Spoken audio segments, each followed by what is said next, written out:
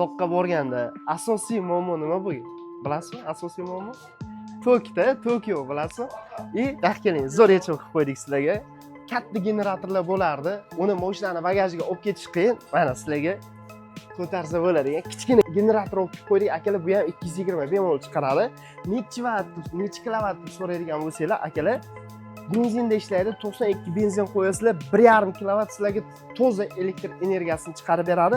Mashinani Sparkni orqasiga qo'yib qo'ysanglar ham sig'adi, xullas.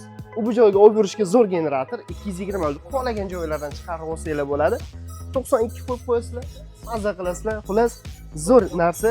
Narxi 3.780 ming. Lekin sizlarga kelishtirib, chiroyli qilib 2.350 ming qilib beramiz.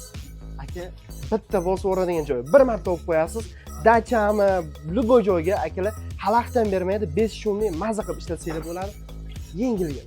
Agar dastavka qilmoqchi bo'lsanglar, akalar 12 ta viloyat bo'yicha dastavka qilib beramiz yoki o'zingizlar kelib ko'rmoqchi bo'lsanglar, bemalol Romay do'koniga kelib ko'rib ketishingiz mumkin, xarid qilib ketishingiz mumkin.